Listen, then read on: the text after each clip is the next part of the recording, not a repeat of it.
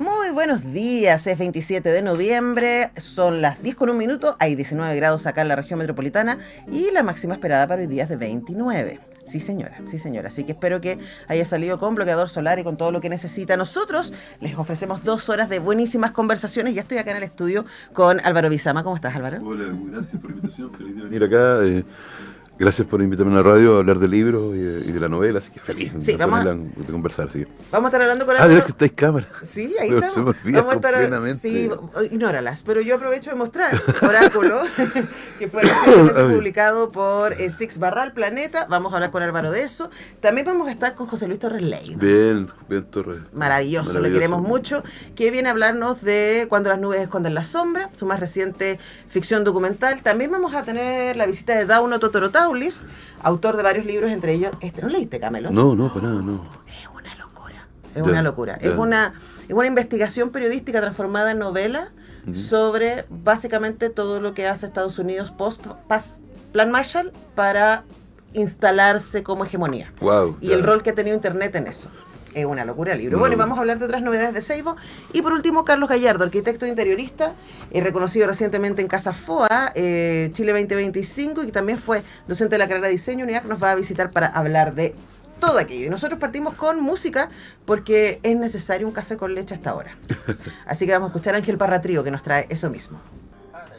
Y yo ya estoy lanzada en conversa con Álvaro Bizama, destacadísimo escritor de larga trayectoria, además director de la Escuela de Escritura Creativa de la UDP, que yo envidio mucho. Tienen tremendo trabajo que están haciendo ahí, además cada vez tiene una curatoría de invitados para hacer masterclass que me parece fabulosa, y el mismo Álvaro tiene muchísima escritura, y las últimas 2 veces que estuvimos conversando con Álvaro estuvimos hablando de La rabia y el augurio, sí. Además premiado, ensayo biográfico sobre Carlos Droguet, y antes estuvimos hablando de Mala Lengua, De Pablo Roca, claro. un retrato de Pablo Roca, y bueno, en algún momento de nuestra conversación va a aparecer este par de personajes, Por supuesto. a propósito de Oráculo, que es tu regreso a la ficción, y lo voy a poner entre comillas porque hay harta investigación histórica y revisión de géneros y mucha muñeca rusa en este libro. Esa fue mi impresión. Entonces, partamos, Álvaro, por preguntar ese regreso, ¿no? Después de haber estado haciendo estas biografías que cuando lo hablamos yo te dije, eran como una historia de la literatura chilena del siglo XX, XIX, pero desde la perspectiva de estos 2 personajes tan fundamentales. ¿Por qué volver a la ficción? ¿Qué te pasó? Porque, bueno, gracias por la invitación, feliz de estar acá. Siempre conversar acá. Y sabéis lo que. No, es como bien sencillo. Cuando estaba escribiendo el libro de Pablo Roca y el libro de Droguet, que fueron más o menos 6, 7, 8 años, siempre tengo no me acuerdo, o sea, en realidad nunca sé cuándo parten los procesos, y en realidad como que tengo claro cuándo los termino, pero cuando parten siempre es como medio hermoso. Entonces, y esas biografías a veces tenían espacios, no sé, de espacios como de vacío, momentos que no hacía nada, o que estaba esperando algún material, o que necesitaba pensar algunas cosas, y empecé a escribir ficción, y empecé a escribir como pedazos de ficción, y después de varios fragmentos, varios textos, me empecé a dar cuenta que estaba armando una novela, y que lo que unía a esa novela no era solamente un mundo, que los personajes participaban en un mundo especial, sino también una relación con el lenguaje, con los géneros literarios. Me empecé a dar cuenta que estaba escribiendo una novela que entraba en lo fantástico, pero lo fantástico como súper abierto y no reglamentado. En general, cierto fantástico está reglamentado, el horror acá, la ciencia ficción acá, los géneros populares son muchas veces son formas muy cerradas. Y yo estaba pensando un poco cómo leer y trabajar de ahí, desde el contexto chileno, el contexto latinoamericano, desde justamente un lugar donde esas jerarquías se deshacen. Entonces, Oráculo, las piezas de Oráculo, los fragmentos de la novela empezaron a aparecer, y se empezó a armar como un puzzle que creció mucho, y me di cuenta, claro, que era una especie de caja rusa, pero más que caja rusa, en efectos espejos, como que si los personajes se reflejaran uno en otro. Muchos de ellos estaban perdidos, muchos de ellos la novela es una novela sobre personajes historias de gente que cuenta historias, historias de gente que busca libros, historias de gente que se pierde en la noche y que luego se encuentra y luego se pierde de nuevo. O sea, la novela abre con un abre con con unos chicos buscando un ángel en Recoleta, unos chicos góticos buscando un ángel en Recoleta, y el último episodio funciona en un futuro posible, y entre medio pasamos a la colonia, entre medio pasamos a la Unión Soviética, entre medio pasamos a ponte tú, a Perú, entre medio pasamos como al siglo XIX. Es una novela que tiene un arco súper amplio como de tiempo, de expansión, y a mí me parecía que eso estaba súper bien en el fondo pensar las cuestiones en un rango más allá o más acá del presente, más allá o más acá de la hora. Pensar a la novela también como un espacio de libertad, como un espacio que deshace jerarquías, como una colección de preguntas abiertas. Cuando estás escribiendo Oráculo, ya en la mitad, más o menos metido ahí, en ese momento que uno se va a vivir adentro del libro, que para mí es como lo importante, yo creo que lo hago para eso. Empecé a darme cuenta que también estaba trabajando con los géneros literarios populares, policial, terror, ciencia ficción, pero que tampoco me interesaba la militancia en los géneros en ese punto. No, nunca me interesaba tampoco, pero me interesaba pensarlos como una tradición, como una manera de contar historias, y la novela es eso, es como una carta de amor a la literatura como tradición, a los géneros populares. Es como... Alguien me dijo ayer fue un club de lectura en la que leo Peñalolén, lo pasé súper bien, fue increíble la conversa. Y es como, claro, como esas temporadas de los archivos X, me dijo alguien, donde cambian de escenario. Y también yo quería eso, quería que el lector y yo también mismo cambiáramos de tiempo y de escenario y de historia y de tema una y otra vez, pero que perteneciera a todo un mismo mundo y a una misma trama, un mismo hilo, que es un hilo bien tenue, pero que todo está unido por un personaje que se llama Giordano, que a veces es un profesor de literatura, a veces un archivista y a veces un delincuente directamente. Entonces, sí, bueno, que puede ser el mismo. Puede ser, no, que es delincuencial. Puede ser archivista delincuencial. Entonces, y además, ponte tú, hay, no sé, en la novela hay personajes inspirados, ponte tú, en José Toribio Medina, en Blesgana, en Ricardo Palma, que es este bibliotecario peruano, pero también en ese mismo contexto hay, no sé, pues hay aparecen, como que yo estaba pegado con, no sé, con esta banda de música urbana, de trap, que es Marlon Brice, que tiene una canción Neito Lonoli, que este señor que mató a unos policías y que luego lo tuvieron que casar al centro de Santiago. Entonces estaba muy pegado con el lenguaje, estaba muy pegado con la idea de narrar, como que, sí, es una novela sobre narrar también. Absolutamente, me pasa que independiente, porque uno podría pensar que estas 4 partes en que está dividida la novela son mundos distintos y, como tú dices, va a haber ciertos hilos que los van a unir, pero lo que yo creo que es una novela sobre el ejercicio de contar.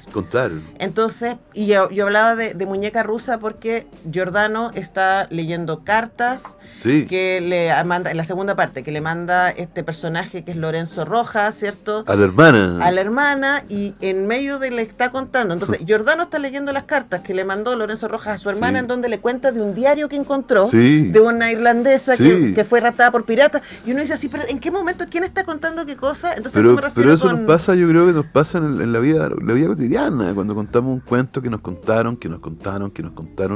Lo que importa es cómo ese relato se deshace y se va cambiando en la medida de que alguien lo abraza, lo cuenta. Yo crecí en Villa Alemana y alguna vez, donde estaba la Virgen de Villa Alemana, el vidente y todo eso, y hace muchos años atrás escribí varias crónicas que luego devinieron una novela que se llama Ruido. Y me pasó que cuando investigué el caso y hablé con los miembros de las comunidades y las sectas, las comunidades religiosas que se formaron en torno al vidente, que era muchas veces una operación comunicacional de la dictadura, me di cuenta que me da lo mismo la conspiración, me di cuenta que me da lo mismo un poco resolver la idea, o sea, resolver la historia, me da lo mismo. Me importaba un poco, lo que importaba era cómo esos acólitos o esos creyentes, más que acólitos y creyentes, se aferraban a la verdad como si fuera su única posesión. Entonces, ahora, ahí aparece otra cosa, a propósito de la verdad. A la historia más que la verdad. O sea, historia, claro, como y lo que me sucede con los personajes de Oráculo, con la historia de Oráculo, que son todos, yo creo que desposeídos, y su única posesión, lo único que tienen, el náufrago que en el fondo aparece en unas playas del litoral central, perdido viendo ballenas varadas, es la historia que está contando. Lo único que tiene el ruso que llegó a la luna es la historia que está contando. Lo único que tiene Lorenzo es los pedazos de su vida medio rotos que le van narrando a esta hermana que está en Chile, que nunca vemos, y que en cierto modo Giordano reconstruye, están narrados y reconstruidos como para provocar un encuentro, no sé. Ahora, ahí me pasa, tengo tantas preguntas, Álvaro Bizarro. Ahí me pasa respecto a eso, ¿no? Que al mismo tiempo aparece constantemente en el libro la frase, pero ellos también pensaban que esto era un imaginario, que Chile era un imaginario, que el pasado era un imaginario, ¿no? Entonces me parece súper interesante esta idea de que, como tú dices, estos náufragos en una realidad hostil, lo único que tienen es la idea de que alguien les está contando algo, claro, y se aferran a eso, pero al mismo tiempo saben que eso puede que no sea. Por supuesto, porque la gracia de la historia es que la abrazamos, que sea mentira. Uh-huh. La gracia de la literatura, para mí, de la ficción, es que justamente sabemos que es una mentira y nos vamos a vivir dentro de ella. Cuando yo estaba escribiendo Oráculo también pensaba en la idea de la novela larga. De la novela larga, no larga en sí, pero estaba pensando que la extensión, la primera versión era bastante más larga, pero la extensión que tiene la novela también en cierto modo podía eventualmente como representar el modo en que yo la estaba escribiendo, que tenía que ver con irme a vivir dentro del libro. Uh-huh. Y la novela en cierto modo es una novela para mí donde el efecto es un efecto como que a mí me gustaría que el lector se fuera a ir dentro del libro, que cruzara justamente los capítulos como si fueran habitaciones o piezas o pasajes o momentos distintos, cambiando justamente de un lugar a otro, pero también habitando el libro como uno habita el lenguaje, uh-huh, como uno habita la palabra. Yo creo que uno escribe para irse a vivir adentro de eso, de los libros, escribe para habitar el lenguaje. Y cuando uno lee también lo que, no sé, yo siempre leo Ana Karenina, uh-huh, pienso que es un lugar para irse a vivir. Sí, de hecho, algunos de nosotros preferimos eso, ¿no? En algunos momentos, como me quiero ir a esconder a la Tierra Media o a Dubona, aunque incluso si son lugares hostiles. Claro, el problema es que cuando sacaba el libro salía al frío. Sí, pues. O sea, y uno queda con esta sensación de, claro, ¿qué hacemos? Claro. Ahora, el Oráculo es un libro que, como tú dices, tensiona el lenguaje, tensiona con mucho amor a la narrativa, pero está constantemente poniéndola en cuestión y jugando con los géneros. Pero ojo, cada historia está escrita de manera que está cerrada, entonces también es un libro que se puede leer de cualquier lado. Sí, o sea, sí. Entonces que en el fondo uno lo puede como abrir en el medio, leer un fragmento y ese fragmento va armándose un puzzle, va viviendo dentro del puzzle. Claro, como yo no alcancé a terminar, le decía al Álvaro, ¿por qué no son libros distintos? Y ahora, claro, entiendo que hay una red que los sostiene a todos juntos, pero estaba pensando en esta cosa de tensionar el lenguaje, porque mientras te leía, recordaba las últimas veces que te he leído, que tiene que ver con tus biografías de Droguet y de Pablo de Roca, y pensaba que ahí hay un mundo común, ¿no? Este interés por abrazar el lenguaje, pero al mismo tiempo tensionarlo, jugar con sus posibilidades, hacernos ir a lugares en donde en general la literatura más canónica suele no llevarnos. Entonces preguntarte cuánto influenció en la escritura de Oráculo tus investigaciones sobre De Roca y Droguet. Yo hay días que pienso que nada, hay días que pienso que mucho. Yo creo que hay cuestiones que me parecen interesantes en De Roca y Droguet. Ahora, o sea, cuando termino el libro yo salgo de los libros, entonces como que en general no he vuelto mucho de Roca y he visto un poco más de Droguet, porque me ha tocado estar en un par de lugares y como me interesa conversar de Droguet y de Roca. Yo creo que influyeron, pero como en la neurosis de la escritura más bien. No sé, pues yo sí me pregunto, cuando estaba en Droguet, las cuestiones que recuerdo en la escritura, más allá del proceso y todo, recuerdo, por ejemplo, estar detenido un mes y medio en no poder terminar el libro porque me faltaba una pieza. Uh-huh. Y esa pieza en realidad en el libro es una línea. En el caso de Roca pasa también un par de veces. Y me parece que esos procesos como que me sirvieron en relación como a la investigación histórica, pero también Oráculo juega con la investigación histórica pensando justamente de que a mí uno de los que está todo súper confundido, por lo menos los fragmentos más históricos, donde la data real se mezcla con la data ficticia. Sí. O sea, no tengo problemas con eso, y justamente me parece interesante que los momentos más delirantes también son momentos más concretos y más documentales. Así como, Sí, no, yo estaba pensando más bien en la estética, estaba pensando como como el exceso. esta cosa barroca, ¿cachai? Sí.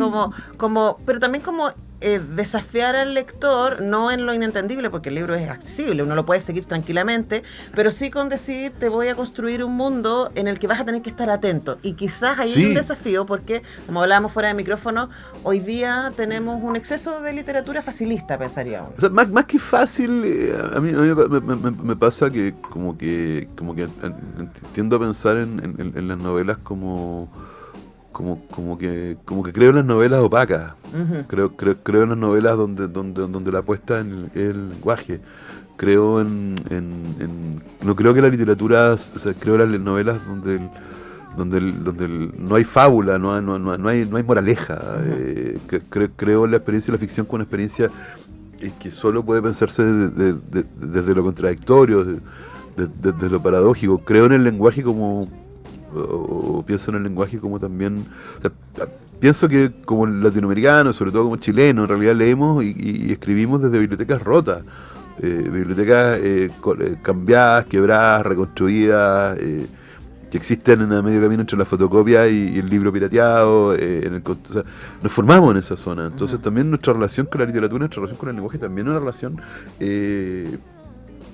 compleja, paradójica, ambigua, y me parece que lo que yo aprendí con Droguet y con De Roca fue justamente eso, justamente dos escritores que respondían a su época, respondían a su tiempo. Es imposible pensar, si pensáis en Carlos Droguet, es imposible pensar en Droguet sin pensar en que Droguet lo que hace es recoger el sonido de la calle de la avenida Mata a comienzos del siglo XX. Uh-huh. O sea, que su prosa no proviene solo de Proust, no proviene solo de la literatura, proviene también de una escucha atenta sobre el ruido del mundo. Uh-huh. Cuando uno escucha grabaciones de Roca, cuando lee, ponte tú, el epopeya de las comidas de la vida en Chile, algún discurso que está ahí en YouTube, o inclusive las grabaciones que hizo para la Biblioteca del Congreso Gringo, lo que hay es, lo mismo pasa con Mistral, lo que hay es un acento que proviene del siglo XIX, y en esa voz justamente, y nosotros lo estamos escuchando en el siglo XXI. Entonces cuando escuchamos de Roca, escuchamos también esos fragmentos del acento, los restos de esos acentos, los fantasmas de ese mundo como rodeando o dentro de su voz.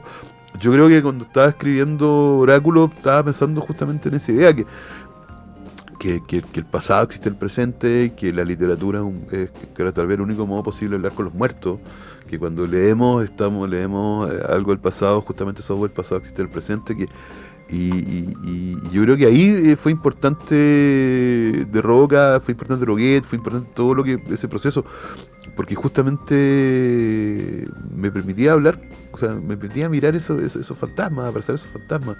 El Oráculo es una novela sobre personajes que están a punto de volverse fantasmas. Uh-huh. Y lo que tienen están buscando fantasmas, además. Claro, están buscando fantasmas. Hay gestos ahí, ponte tú, hay un cameo muy importante de Rubén Darío, uh-huh, que a mí me parece súper importante, porque para pensar un poco existimos más allá del siglo XX, que pensamos que habría que pensar en la identidad o la literatura o la lengua desde otro lugar que no sea el presente. Yo creo que también es una novela es una suerte de carta de amor a la literatura, como esa no nos demos nostálgicos, sino pensando en esa literatura como algo que existe en el presente, como si las voces de los fantasmas fueran las voces también de amigos con los cuales nos damos un abrazo cuando leemos. Y eso hacemos, sin duda, ¿no? Sí, y por eso nos gustan los libros y por eso queremos volver. Ahora, a mí me parece que también nos hace bien ser desafiados. Y sacarnos. Entonces, claro, a lo mejor yo pienso las cosas que yo venía leyendo y de repente, ¡pah!, se me aparece Oráculo. Y es otra cosa. Sí, es raro, porque yo por eso todavía no hablo no sé hablar muy bien del libro, porque también cuando el libro sale me doy cuenta, o el libro se empieza a publicar, empieza a circular, me doy cuenta, claro, que que está en otra zona, En una otro zona, registro. en otro registro, respecto no a lo que había hecho antes, en realidad yo creo que es súper coherente con las Sí, sí, cosas sí. que he hecho. Es muy Bizama. Pero también un poco es una lectura como de un campo más amplio, de ciertos lugares que son más... Además que se nota mucho, Álvaro, todo lo que tú lees y todo lo que tú piensas y investigas. Entonces, como una que lleva tanto rato entrevistando escritores y leyéndoles, es como, bueno, aquí se nota que hay mucho marco teórico, aunque el libro se trate de eso, ¿no? Aparece las lecturas y las investigaciones y las Sí, obsesiones. pero en realidad eso cuando estaba escribiendo se dio como naturalmente, o sea, Sí. no era una búsqueda intencionada. Lo que sí, yo en realidad me obligó, Oráculo me obligó a volver a pensar que era una novela. O sea, y sigo pensando que la definición de que una novela es todo lo que uno diga que es una novela. Sí, es una linda definición. Y me gusta por eso. Bueno, Oráculo está en librerías, recientemente lanzado por Six Barral, que raramente se equivoca, hay que decir. Yo soy muy fan de la curatoría de Six Barral y por supuesto en Chile, Planeta. Gracias, Álvaro, por venir. No, gracias, Antonella, un gusto volver acá siempre y conversar contigo. Así que nada, gracias por hablar de libros también ahora. Eso. Sí, y recuerden leer la columna que hizo nuestro querido Diego y que está ahí en nuestra radio.unidad.cl. Además me encanta como la mirada de alguien de 20 y pocos años respecto a este libro. Está bueno. Por eso parte parte el Valeduc en la Blondie. Yo creo que estos cabros ni siquiera. Pero, Nosotros sí. Tarea para el futuro. Oye, sí, porque lugares eternos. Nosotros vamos a la música y al regreso ya vi que llegó José Luis Torres Leiva, así que vamos a estar conversando de cine. Gracias. Oye.